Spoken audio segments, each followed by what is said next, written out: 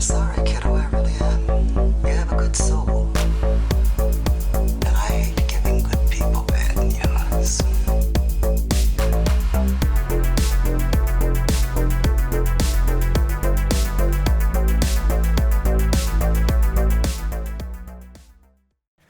I'm Tony, he's Mike, and today we are here to talk to you about Roger Corman, 1981, Galaxy of Terror. Woo!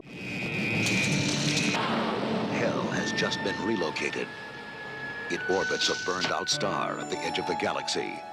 It's been waiting 1 billion years to scare you to death. Trapped in a living maze of terror.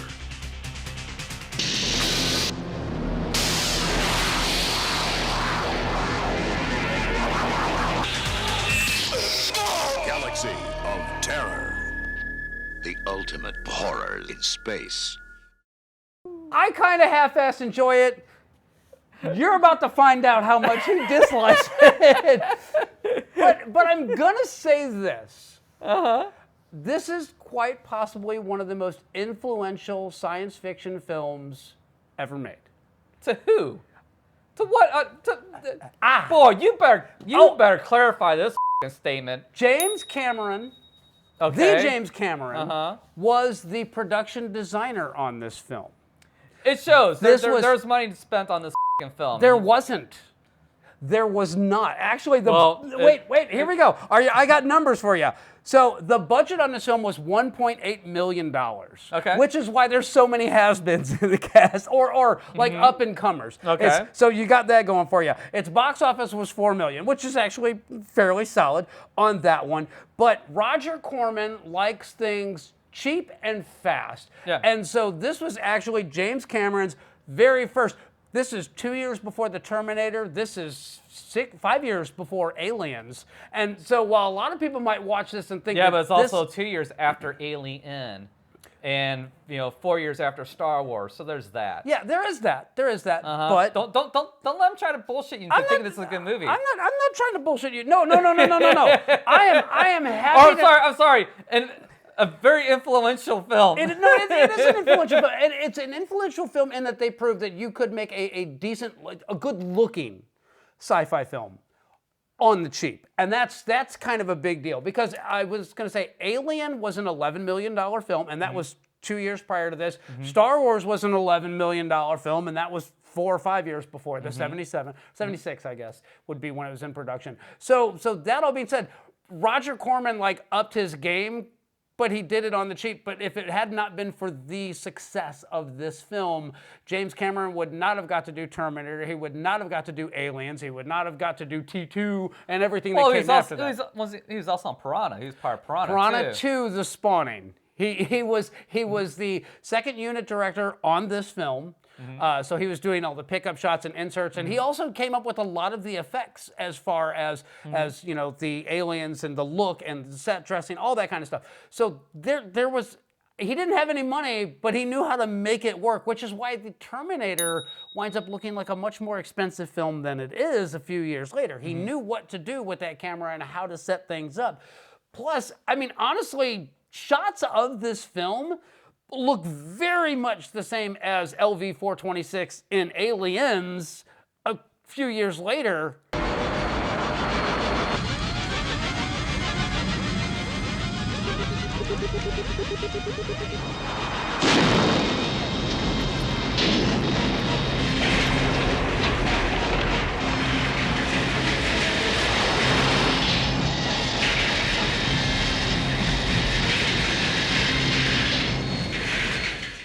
This movie so much wants to be an Alien.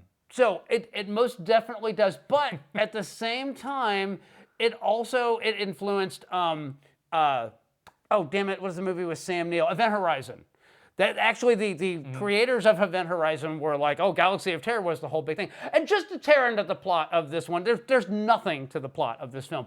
The plot is very simply the Master sends a crew of people on a ship called the Quest. Yes, Master?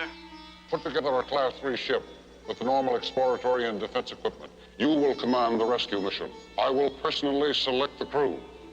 They are not to be informed of this. Yes, Master. To a planet to investigate a pyramid, and they all have to face their fears, and most of them die. Actually, all of them but one die.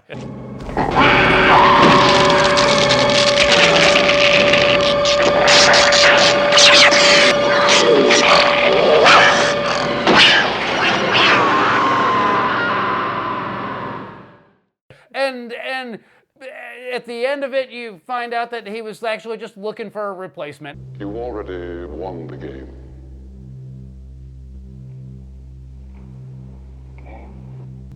This is where I became master.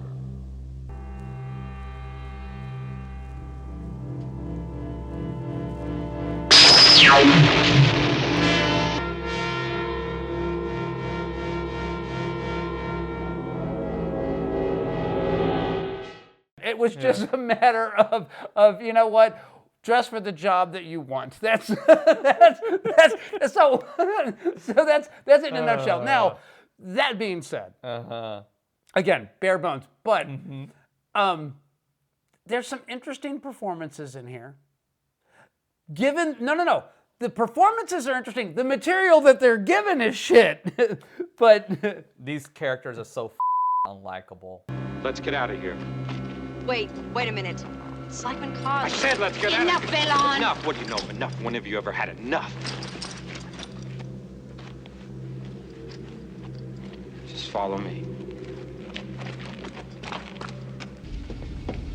What do you mean it just disappeared? How can a life scan just disappear? It did. I sensed something around cars, then when he died, it just vanished. Gone. Those are the facts, Balon. I don't guess. What are you doing, Balon? It's the second time you nearly killed me. Shut up, Ranger! Shut up! Fucking unlikable. You're not I mean, wrong. they're terrible. Okay, there's two likable people in this. Ranger, who's played by Robert Englund. What's that? Whoa. A real book? No. That's okay. And the Mia, I don't remember what the actress's name is, but this poor woman gets raped by a fucking slug. oh, her name is Taaffe O'Connell. Why don't I go and check on Q-Hot? You get this, stay together. With pleasure, I'll do anything to get out of this place. So Nice lady. She had a horrible death. But anyway, so the captain of the ship, Captain Trantor, is a incompetent, stupid of a woman who has severe PTSD. So how she got command of a ship again is beyond me. And she like throws her hands up in the middle of trying to land this damn thing. yes,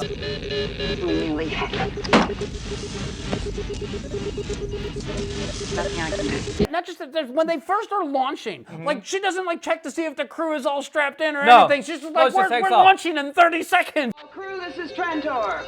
Lift off in 30 seconds. And mark. But Captain, no one's prepared. They've got 30 seconds to get prepared. Yeah. And then she just takes off anyway, and you see the crew members all scrambling to try to get in chairs, and Robert Englund's character winds up actually being held by Taaffe's character so that he doesn't go flying when they take off. Yeah. Which is totally like, who put you in charge? Exactly. So- Well, you'll find out later who does it. Then you have Balian, who's supposed to be the leader of the group, who's a hothead idiot piece of shit. It's like when cars... I said let's get out of Enough, here. Belon! Enough. What do you know of enough? When have you ever had enough? You have Aluma, who's the psychic. Balon, I'm size sensitive. The subtle energies do exist. They even pay me to sense them, all right? She's basically just a damsel in distress for Captain Sweet Stash, Cabrin. Take a deep breath. Hold it. Okay, relax. It's never easy the first time, but it gets easier. Who, I don't know, I don't know what he did, but somehow he got like demoted. I don't think they ever said what it was that he it was did. insubordination. I think they didn't go into specifics on that one. But there's no specifics. he's this movie's mustachioed Han Solo wannabe. Exactly. Forget the field that pulled us down here. What makes you think we can lift out of it? I won't go back into that thing. I don't run out on fights. You gotta find the source of the field. Kuhad? Is that what his name is? Sid Haig? Kuhad? Yeah. Yeah, Queequeg. Whatever. He's just there to kill things. If he's got nothing to kill, he's useless. And if he doesn't have his crystals, he's useless. I live and I die by the crystals. They're just giant ninja throwing stars, and this was, again, influential in that Shokasugi was like, hey, I could use those. I will say this, they're cool looking. And if you're a 13-year-old boy and you're watching a sci-fi film with boobs in it, you're going to be all like, oh man, Sid Haig, I want some of those. I want to throw shit at my friends and hopefully not take an eye out. So I love that he cries like a little fucking bitch when his crystals get broke. He's like, oh, my crystals.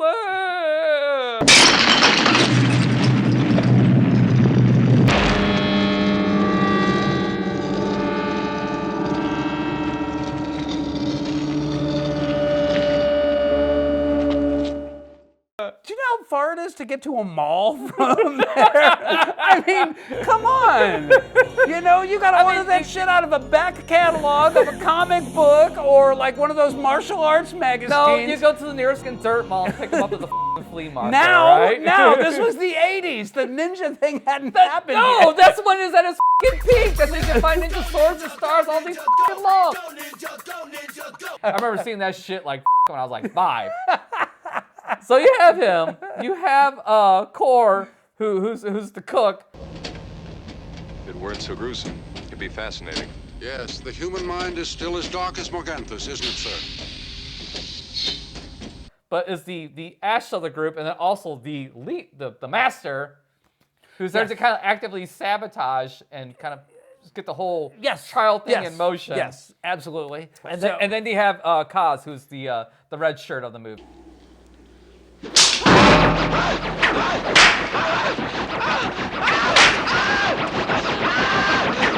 So here's my question, and I was trying to like do some research on this one.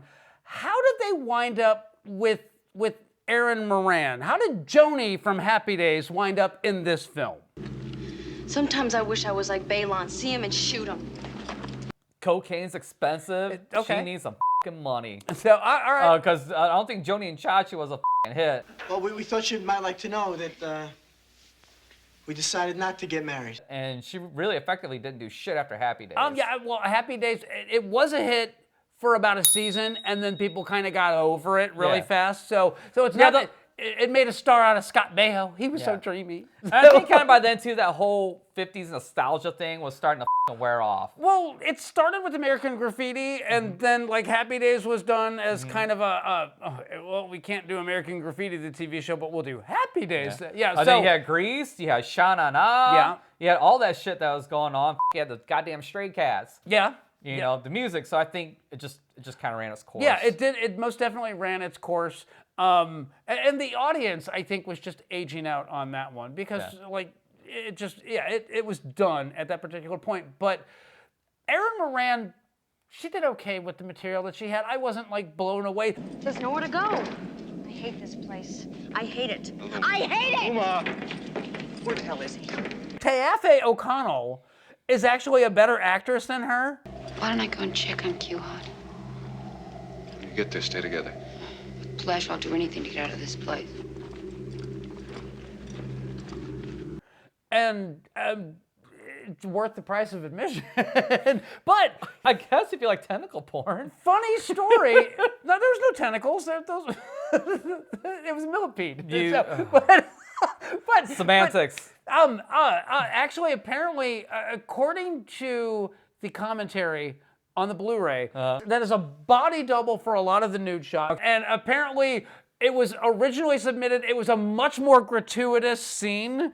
It was very, very obvious that it was not. It was a sex scene, and they submitted it for a rating, and then they got an X rating, and they're like, okay, we got to trim this down. So they trimmed down some of the nudity, but apparently some of the footage that they lopped out was the worm very obviously pumping away on the girl. Apparently that was just a bit too far. Now, as it works in the movie, it's kind of grotesque. It's scarring. It's one of those things that when you see it, you're never going to get it out of your head again. Yeah. It's surprisingly effective.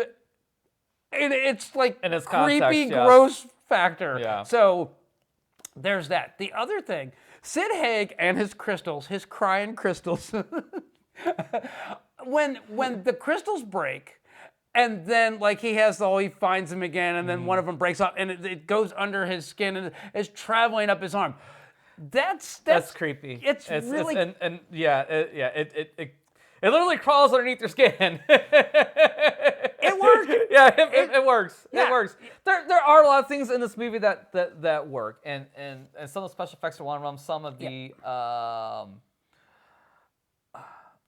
kind of sense of isolation and things like that work. Yeah. There is some sense of dread, but the problem is this thing is so poorly executed that it just sucks a lot of it out of there. This, like I said, this thing wanted to be Alien so bad, but yet it didn't have the director to execute it, and it didn't have the talent to elevate the material enough to make it a good movie. I'm going to say that the flaw with this script is it's so itching to get going, to get to the planet and get to like why the audience is really there. It never bothers to actually establish any of the characters. Yep. I mean, really, Yep. when it's all Yep. said and done, Yep. literally you could have had them meeting. They could have been having a meeting like when they all get assigned to this particular mission, and we could have fleshed the characters out there. Nope, that doesn't happen. We could have had them have a powwow when they get to the planet, and anything. It's all just so. This is what we're doing. This is why we're here. This is where we've been ordered to go. And then, okay, everybody go out. And then they wind up having to develop the characters with throwaway lines. Like, Taaffe has this line, and she's like, ooh, I hate worms. Nothing at all, except these damn wormholes. I hate worms.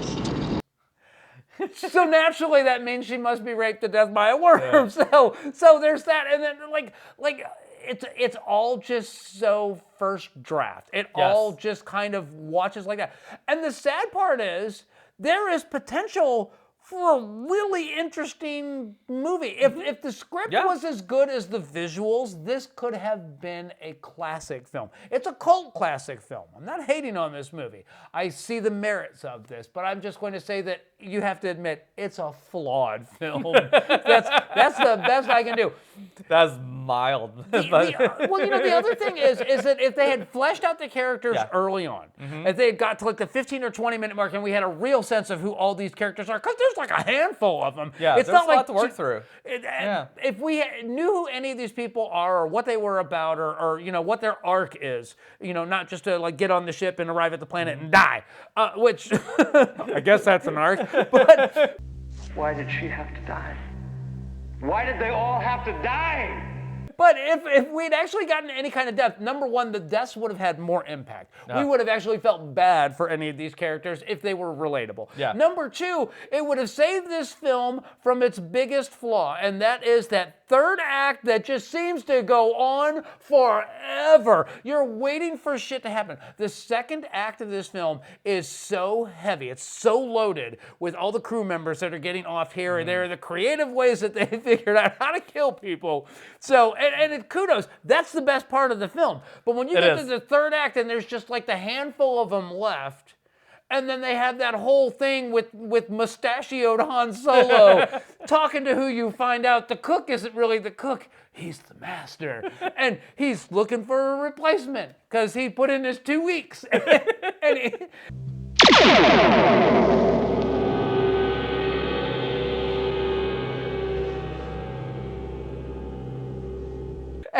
And now, Fabian, whatever his name is, he's now the master. And he's got the red glow to prove it. Cabron.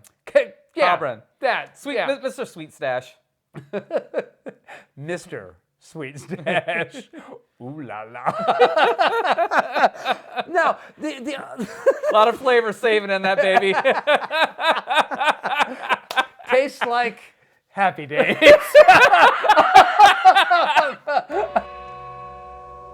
Cabron.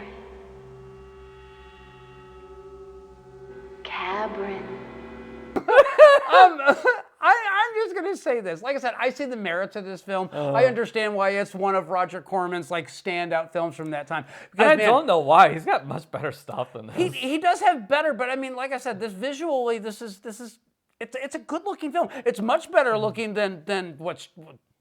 God, was it Star Crash, whatever the hell it is? It's Star Wars ripoff wannabe with the guy from the Waltons. You know? I'll give you that. Yeah, but I enjoy this for what it is. But again, it's not something that you can like sit down and watch it a lot. It's not a terribly fun movie to watch. No, it's not. And that's the shame about this. Like when you watch a bad movie, you want it to be fun and entertaining. Yeah, and this is not fun or entertaining. Shit, even when it's a slasher film and Friday the 13th, you want the kills to be creative, which they are. So you got that going. But the thing that Friday the 13th and Halloween and all the slasher films get right is they give you someone to root for. Yeah. Rather dance on top of this damn thing than have to squeeze through it. And that's something that this film never does because I'm sorry, but Bro Frodo douche Baggins with a mustache, he's not like, oh, he's the big hero. It's like, really? That's of all the people, he's the one. Okay, sure, let's go with that. Why not? Seems like a masterful decision to me. So that all being said, not a recommend by any stretch of the imagination. There's better Roger Corman movies to watch. His horror stuff is way better than the sci-fi garbage, sci-fi horror garbage. All of Roger Corman's sci-fi is garbage, pretty much. So I mean, stick with this horror stuff. I got nothing nice to really say about this. I enjoy this for what it is. I know it's flawed. I know it's a perfectly flawed film, but I'm also going to say that this is a film that you should watch just because a lot of things are presented in this film for the first time ever. James Cameron influence and style definitely being one of them. But beyond that, don't expect to be terribly entertained by it. I'm not going to tell you that I would buy it, but I would sit down and watch it again. So you got that going for you. So. Fair enough. Anything else? No, we'll see you guys the next time.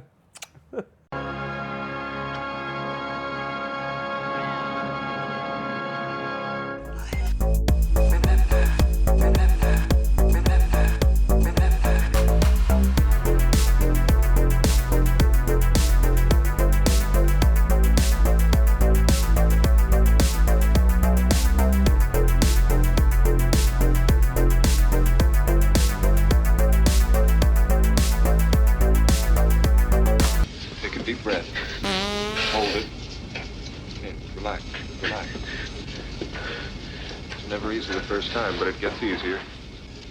Laboratory team prepared for surface deployment to Remus. I confirm.